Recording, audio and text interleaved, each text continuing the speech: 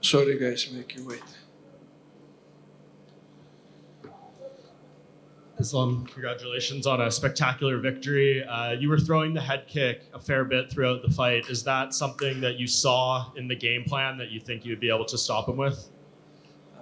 Honestly, I think, and my coach told me, you have the good head kick, and I always try to land the kick when I fought. But and on my mind, I always thinking when this kick landed, because I know I kick very well, and for the opponent like Volkanovski, who a little bit short, it's a best plan to landed some kick because when you have short opponent, easy to land, and I just make him made some mistake. I show him low kick, body kick, and change to up, to head kick.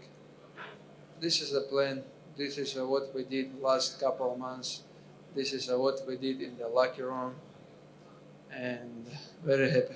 Yeah, it was beautiful. How good does it feel after the first fight was so close, all the talk about the decision, to come in here and finish him in the first round, no controversy?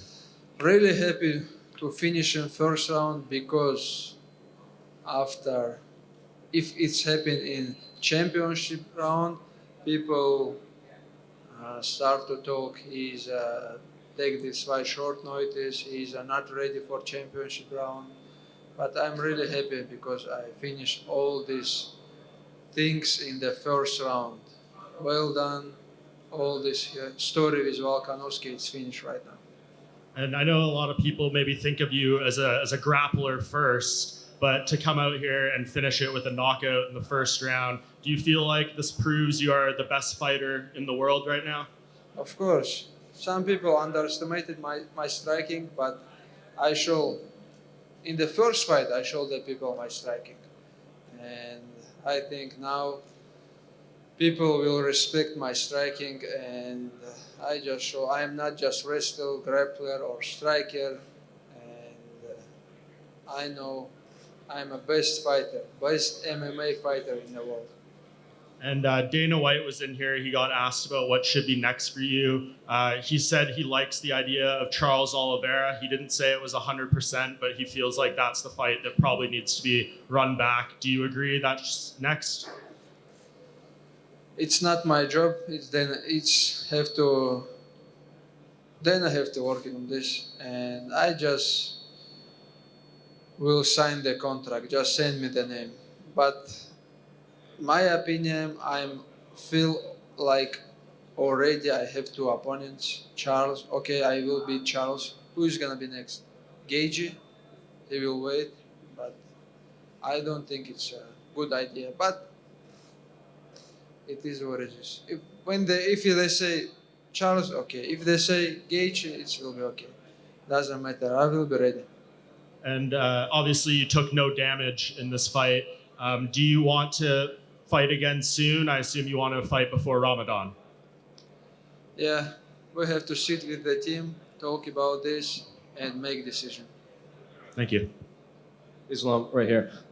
Alex has been very active since your last fight. He fought in July, and then he took this fight on short notice. So I'm curious, if you were his coach, what would you want him to do next? Would you want him to slow down? Would you want him to fight in January? Yeah, he have to. No, January he cannot. He have big cut on his eye, and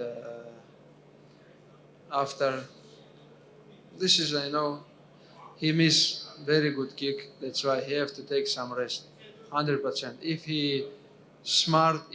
his team smart, he have to take some couple months rest because this is not like choke him or like body kick. This is a head kick, and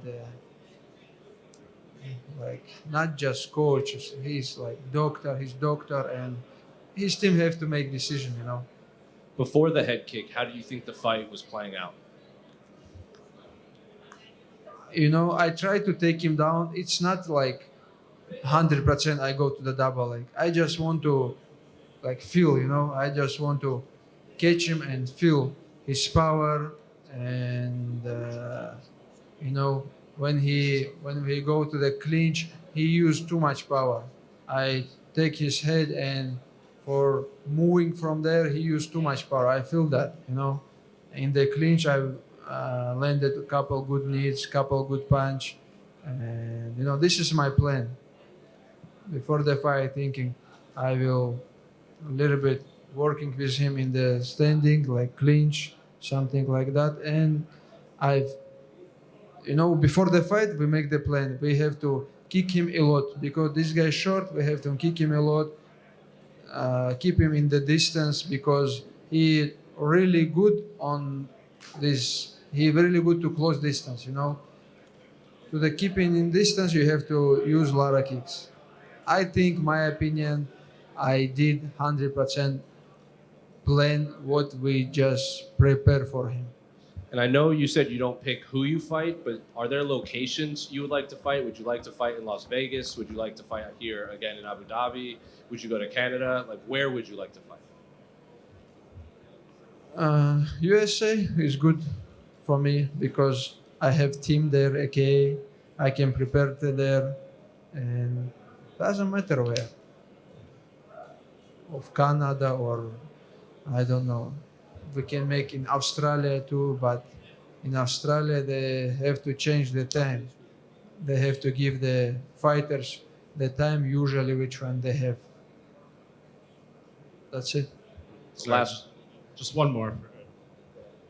Just one more. In the cage, in your post-fight interview, you had some very powerful words about kind of world peace and some certain things going on. Why did you feel it was important to use your platform tonight to speak on these things?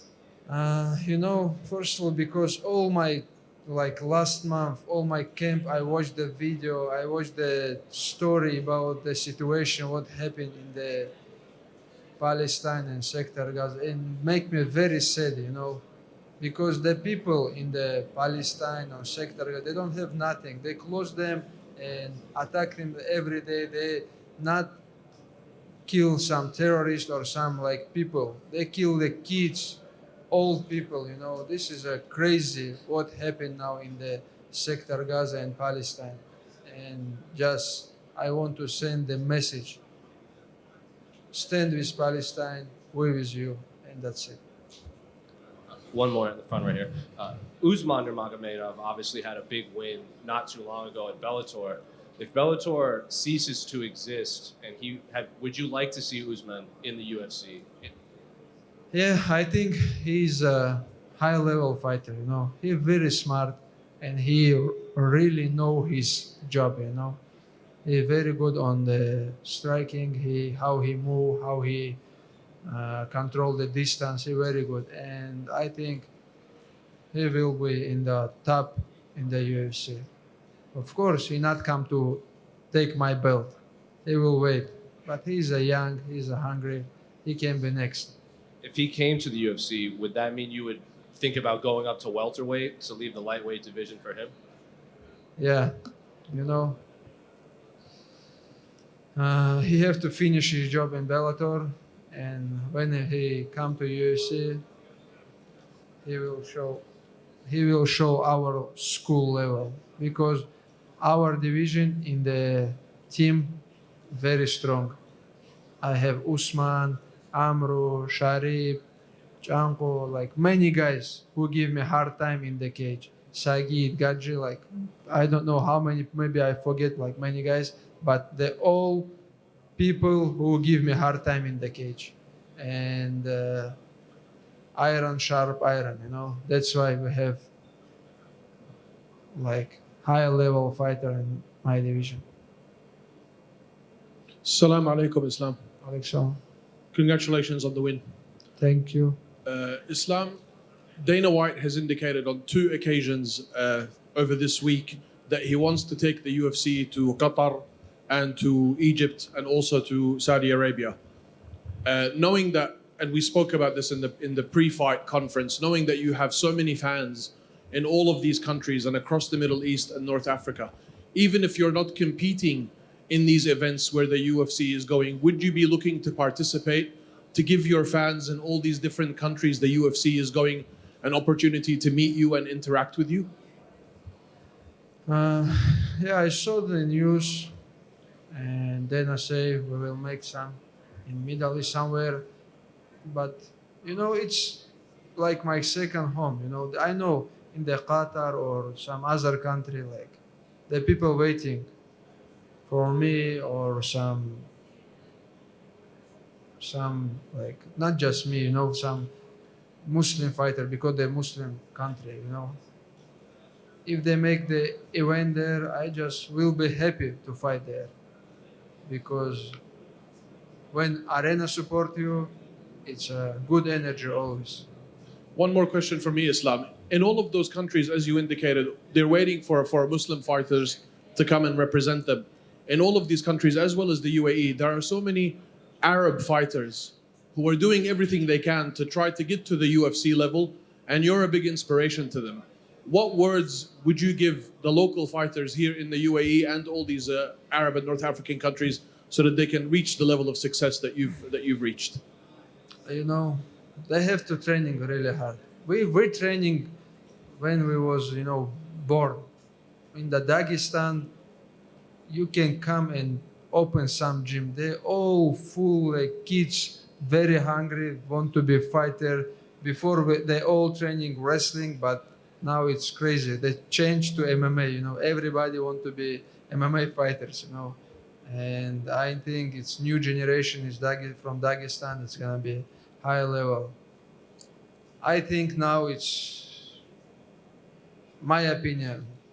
Just send the people to our gym, to our Republic Dagestan. Leave them like 5, 6, 1 year. If they want to be champion, if they want to be like high level fighter, they have to spend time there. They have to live in the gym. And or bring here some coaches, some team. Because I told iron, sharp iron. They have to training with some good opponents always. Thank you, Islam, and congratulations again. Thank you so much. Islam, over here. Salam. You mentioned how you feel Charles maybe you'll fight anyone, but Charles maybe not a good idea. If that was the fight, would it be hard for you to be motivated, considering like with Volkanovski, first fight was close. Oliveira, you finished in the first fight. When you have rematch, it's like same. When you exactly same opponent, you training like you did the same camp. Not make you happy. We're training last couple months for the same opponent, and I told the interview like, when they make the interview in Dubai, I told them, hey, I have the same feeling. Last year I was here in the same gym, same team. But when you prepare for some new opponents, it's different. And you become good fighter when you be training for other opponent, because every other opponent have something more, something different. But when you training for same opponent, it's like you stay in one level. And do you see a rematch with Charles going any different? Do you feel like he would pose something? It's not gonna be different. I will show him and I will feel him the hard time. He will give up and I will choke him or finish him. Thank you. Слава, ассаламу алейкум. Александр. Поздравляю с победой. Спасибо. Вопрос. Я на пресс-конференции спросил у Александра Волкановски, осознает ли он, что будет драться с другим исламом. А ты, когда с ним дрался, осознавал, что это другой волк? Это волк, который на 10-дневном уведомлении? Или же у него моща такая же, как когда он проходил полный лагерь? I asked Volkanovski at the press conference on Wednesday whether or not he knows that he's going to be fighting with a different, stronger Islam Makhachev. What about you? When you fought him this time, did you feel like you were fighting a different Volk? Did he have different type of power, or was his power the same as Volk on full training camp? Пора время уже, пришло время говорить. После первый бой был очень таким конкурентным, и из-за этого я не хотел как это говорить, что это не было там отмазкой, чтобы мне там не приписывали, что я после победы отмазываюсь. В Австралии было очень много всего, что мне не подходило. Мы готовились под Оливейру очень долго, 4 месяца. Потом я вышел с клетки и начал новую подготовку к Волкановскому. Просто организм очень тяжело вывозил этот тренинг. Мы готовились очень тяжело. Я ездил зимой в горах, готовился. Потом я вот сразу поехал в Австралию за 20 дней. Акклиматизация была очень тяжелая. И то, что они сделали, турнир рано утром, я не хочу говорить, сколько там килограммов, но UFC сами мне говорили, сколько я весил и сколько Волконовский весил. Я не смог восстановиться, я не смог себя показать.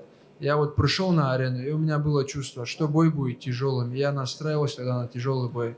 Почему? Потому что я не успел просто-напросто восстановиться. А здесь кто-то скажет сейчас, там Волконовский пришел на коротком уведомлении. Но короткое уведомление — это когда ты в 3-м, 4-м, 5-м раунде устаешь. Но здесь не было такой возможности. У него было очень много сил. Когда мы в клинч зацепились, я очень хорошо закинул руки ему на шею, но он своей мощью просто раздавил клинч и соединил захват на корпусе. You know, to be honest, maybe this is time now that I should say it. I didn't want to say it before, but there was a lot of things in Australia that weren't okay. I wasn't okay with a lot of things. There were a lot of things that didn't go the way that I wanted them to go. And I wasn't comfortable with a lot of things. I just didn't want to make any excuses. I didn't want people to say, oh, he wins, but he's still making excuses. But maybe now is the time to say it. Well, first of all, I was preparing for Oliveira for 4 months. And then right after that, we had to go to Australia. It was really basically went from the cage after fighting Oliveira to prepare right away for Volkanovski. It was pretty hard for me. We had to go to the mountains and train in the mountains. Then we got to Australia finally 20 days before the fight. And the fact that they made the tournament in the morning, that was completely uncomfortable for me. And I don't want to say, you know, about kilograms or pounds or whatever, or who weighed how much, but they were telling me, you know, how much you weighed, how much he weighed, how much I weighed, how much he weighed. So the weight was, you know, different. It's just there wasn't enough time for me to recover the proper way because of the way that they had that fight going so early. And he didn't have that type of thing, you know. He didn't have to worry about it. I felt his power, you know, even though he came in on such a short notice.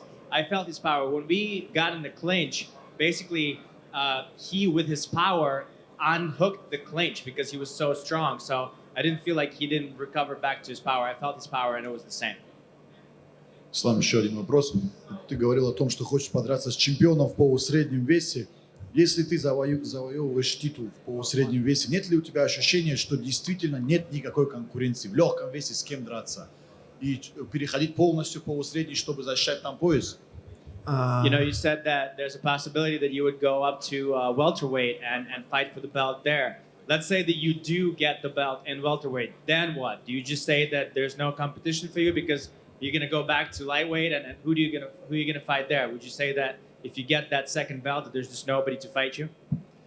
Знаешь, я так думаю, что в моем весе все уже, как правильно сказать, перебили друг друга, сбитые летчики все. Каждый кого-то выигрывал. У Чарльза поражение, у Гейджа поражение, там опять Паре кого-то выиграет, он станет претендентом, тоже после идет поражение. Какая-то такая неразбериха. Из-за этого я говорю, надо определить реального контендера здесь.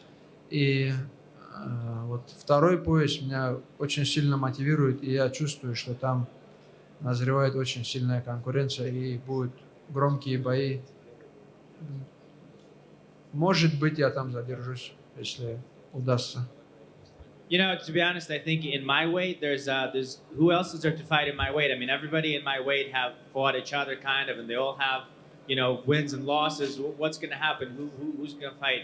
Let's say Poirier goes up, he's gonna get a win, he's gonna get a loss. So am I going to fight him? I mean, I don't know who else is there, but if I go up to welterweight, you know, I feel like there might be a chance that I'll stick around there for a little while. I think there's going to be good competition there, new fights, new opponents. So we'll see what happens. Ислам, приветствую. Давид Кучишвили, Станта Спортс. Хотел спросить у тебя по поводу взвешивания. Скажи, вот не кажется ли тебе, что процедура взвешивания в профессионалах, она слегка несовершенна? Вот если, например, посмотреть у любителей, да, там бокс, борьба, все взвешиваются в день боя и, соответственно, выступают примерно со своим весом, гоняя максимум 5 килограммов. А в профессионалах вот это 36 часов, где-то там 24, дает возможность гонять по 20 килограммов, и из-за этого многие бойцы теряют здоровье, и так далее. Вот как ты думаешь, не стоит ли это перенять от любителей? И если бы это было бы, вот если бы пришлось выступать вот так, когда ты взвешиваешься в день боя, в каком весе ты бы выступал? Question for you about the weigh-ins and the weight cutting process. Don't you think that in pros it's a little bit of a faulty process because you get to cut 20 kgs or whatever how many kgs you go down, you do it 36 hours or 30 hours or 24 hours before the fight, and then people kind of lose a lot of strength because they cut so much weight. Whether in amateurs or in boxing, they weigh in the day of the fight, and so probably they're just cutting about 5 kgs or something like that, and they pretty much come out at the weight that they walk around. So, do you think that there's a way that the pros can borrow that from the amateurs and from boxing, that there's not that much weight being cut? Ну, наверное, я бы не смог в 70 полноценно себя чувствовать, потому что я это уже ощутил. И перешел бы, поменял бы весовую категорию. Ну, если даже поменяют время, там, день взвеш, по-любому будут те же люди, кто гоняет. Ну, я 99% я бы поменял бы весовую и перешел бы на более большой вес. Потому что на 70 килограмм, посмотрите, вот, не знаю, возьмите любого из топов, из топ-10, покажите мне, кто вес не гоняет, кто там меньше меня или, я не знаю. Все они огромные. Я вот с Гейджи только что пересекался, он огромный в межсезонье. Все они большие. Ну, не знаю, что-то можно было придумать, чтобы поменять. Или, может, весовые поменять, не знаю. I don't think that I would feel comfortable at 70 kgs. I would probably just move up because I don't think I would have my full potential at that weight. I would just have to go up. But if you look at the entire division, who doesn't cut weight? I mean, like if you look at all of the guys, I just saw Gagey back there, and he looks huge. Most of the guys are cutting a whole bunch of weight. So I don't know if that would be for me. I think I would just have to move up to a higher weight. Ислам, поздравляю тебя с уверенной победой. Хочется спросить, сегодня не был в углу Хабиба Нурмагомедова, но было ли уже от него какое-то сообщение? Может, он тебе позвонил по фейстайму, может быть, написал смс? Да, я только когда телефон оторвался, он мне писал, сейчас тоже переписывались. Конечно, очень рад. Я знаю, он очень хотел бы даже быть здесь и вместе с нами и находиться все это время. Ну, просто Хабиб человек слова. И в любом случае большая, огромная благодарность, что он был на моем тренировочном кемпе, что он целый месяц с нами здесь тренировался и помогал мне готовиться. The question was, congratulations with the victory, and Khabib wasn't here today. Would you think it would be nice to have him there? And have you heard from him? And has he said anything? He sent you a message yet? And the answer is yes. The second I got my phone, I had a message from Khabib, and just now we're also texting to each other. And he's a man of his word. If he said he's not going to be here, he's not going to be here. But I'm really thankful to him that he was here. He was here for an entire month. He was training with us, so that already means a lot to me. Ислам, а если не секрет, как вот выглядела переписка? Он написал там «Вау» или наоборот как-то очень спокойно сказал просто «Поздравляю тебя с победой». Islam, if it's not a secret, what did he say to you? Was it like wow, or did he just say something like congratulations on the victory? Но мы еще долго не успели попереписываться. Он написал, что за ты бомба, альхамдулилля, младший, оформил четко. Вот все его сообщения. We didn't have too much time to text each other, but he said you're the bomb and you're great. Congratulations, little one, and what последнее что было? Красавчик. Good job and alhamdulillah. После боя ты подошел к Алексу, обнял его и что-то стал ему говорить. Тоже расскажи, что. Я выразил свое уважение этому человеку. Честно, я уже говорил, много же людей могли поменяться в конце. Там много людей хотели этого шанса. Там Парье выражал согласие, там Гамрат был наготове. Но это же не то же самое, как с Волконовским. Волконовский принял на коротком давлении, приехал сюда, интерес к бою не потерялся, наоборот, где-то даже больше, может, было в какой-то момент. Выразил ему благодарность, ему, его там тренерам. Конечно, хорошо, я-то рад так закончить бой, но желаю ему здоровья. Это такие поражения точно к хорошему не приводят. You were talking to Alex Volkanovski in the cage after the fight. What did you tell him? and I said to him that I paid my respects. I gave him my thanks. I mean, there's other guys that were an option, whether it was Gamrat or whether it was Poirier. But if you think about them, it's a different level. Volkanovski is a whole different level. He took the fight at short notice. He came out here. The fight wasn't bad. If the fight wasn't lost, and if anything, the fight was even better. So, I said thank you to him. I said thank you to his coaches. He's a real warrior. He's a man of his word, and just thanked him and showed him my respect. И заключительный от меня вопрос. Вот в прошлый раз ты дрался в Австралии, когда все трибуны были против тебя, а в этот раз ты дрался в Абу-Даби, когда все трибуны были за тебя и против твоего соперника. А что больше мотивирует и где проще драться? Last time you fought in Australia, everybody was against you. This time you're fighting in Abu Dhabi, and the entire arena is for you. Can you tell us what motivates you more, whether it's the boos or the cheers, and where is it easier to fight? Проще драться, не знаю, в Москве, наверное, или в Санкт-Петербурге, когда были турниры.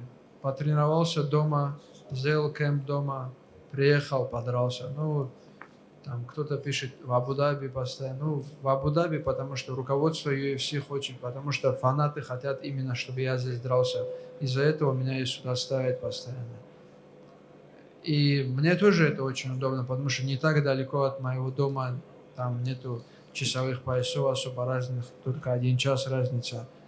Ну, когда вот вся арена тебя поддерживает, когда вот все на твоей стороне, это не только на бойце сказывается, это, во-первых, сказывается на судьях, потому что каждый твой удар, который даже мимо прошел, вся публика там реагирует, и я думаю, это дает какой-то эффект на судьях тоже. И это было в Австралии.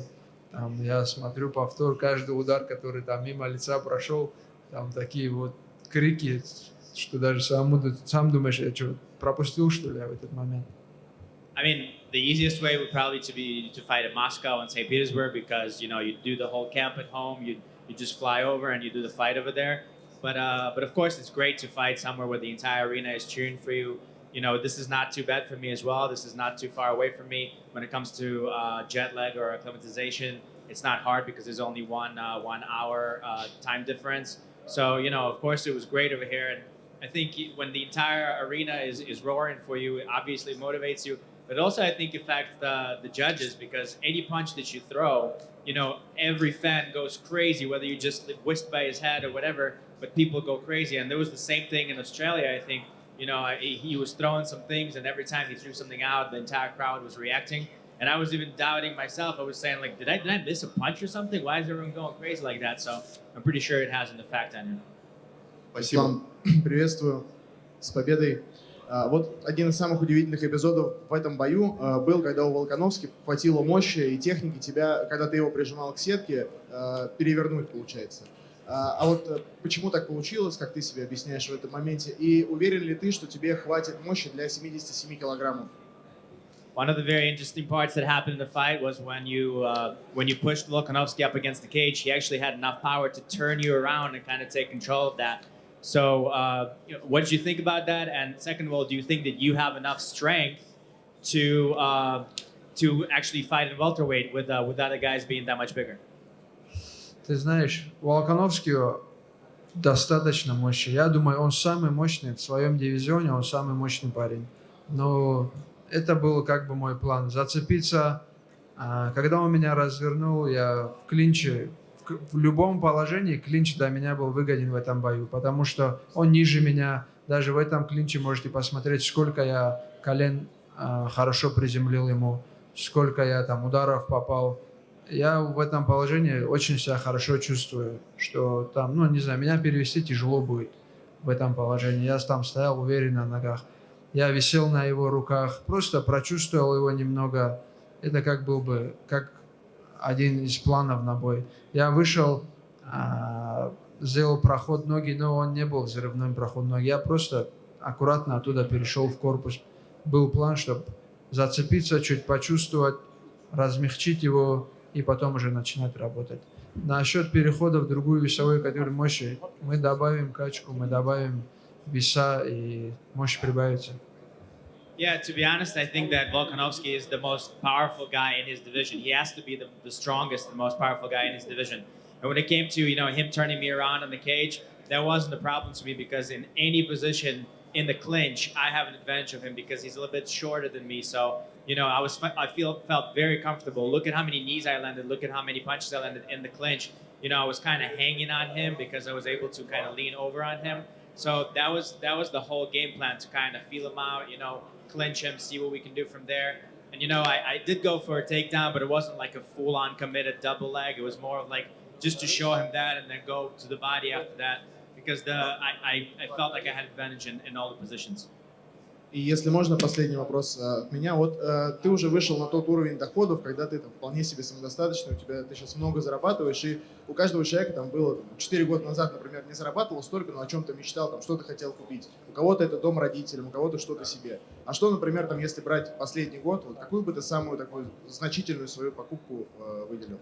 Для кого? You're finally in the place in your career where you're making really great money. So, maybe if we go about 4 years ago, you're thinking about finally making this money. Every fighter has a dream of getting something. Maybe it's something for his parents, or maybe it's something for the family. What about you? If we take the last year, was there anything significant, something specific that you would like to mention that you were able to acquire? Ну, эту планку я уже давно перепрыгнул. У меня была мечта, чтобы мой отец и моя мать, которые всю жизнь работали, отец был водителем, мама работала в кафе, каждый день с утра, с 6 утра до поздней ночи они работали ради того, чтобы я с братом ни в чем не нуждался. Вот я это хотел поменять в своей жизни с самого начала, чтобы мои родители не нуждались, чтобы они просто могли хотя бы отдыхать за все это время, сколько они работали ради нас. И этот барьер я перепрыгнул, хвала Всевышнему. А больше у меня таких целей, там что-то приобрести или чего-то нету. Просто хвала Всевышнему, ни в чем не нуждаюсь. Есть дом, машина, семья. И самое главное, счастье не в деньгах. Не все богатые люди счастливые, это 100%. To be honest, there was a goal that I've achieved quite a little bit of time ago. My goal was to help my parents out. My parents have worked their entire life. As long as I can remember, my father was a driver and my mother was a waitress. They worked from 6 o'clock in the morning all the way up until the night. And they worked to make sure that me and my brother never longed for anything, that we're able to do what we want so we have a good life. And so my goal was to achieve that, to make sure that they can finally get the rest, to kind of, for all those years that they worked, to just rest and not have to work anymore. And so that's what I did. This is something that I achieved a little while ago. And to be honest, thank God for everything, because I don't need anything in my life. I have a house, I have a car, I have a wonderful family. So, everything's great, everything thanks to God. And, it's not like I want to buy something or if I need something specific. I don't long for anything, to be honest. And to be honest, it's not about the money. A lot of the people that are rich, they're not happy. Don't think that just because you have money, you're going to be happy. It's not about that. Ислам, приветствую. Вадим Тихомиров, Матч ТВ. Поздравляю тебя с победой. Видно, что ты уже выглядишь уставшим и чуть-чуть это все утомило. И вот как раз про это вопрос. Можешь ли ты себе представить, когда ты в следующий раз попадешь в зал, и вот как выглядит твоя первая тренировка после боя? То есть когда она будет и что это будет? Чуть нога побаливает, честно говоря, и сейчас сижу все сильнее и сильнее. Не знаю, когда в зал попаду, но долгих перерывов не будет и никогда не было. Приду, первая тренировка регби, побороться с кем-нибудь. You look a little bit tired. Obviously, you've been asked a lot of questions. So can you let us know when you're thinking about coming back to the gym? And when you do, what do you think your first training session will look like? And the answer is, I'm not sure when I'm going to get back, just because as long as I'm sitting here, my leg is hurting more and more. I can feel it. So, I'm have to figure out what that is. And then once I make it back to the gym, it's going to be, business as usual. First practice is going to be rugby and, maybe some wrestling. And then, we'll go from there. Thank you guys. You did the hardest job in this game. Thanks so much. Really appreciate it.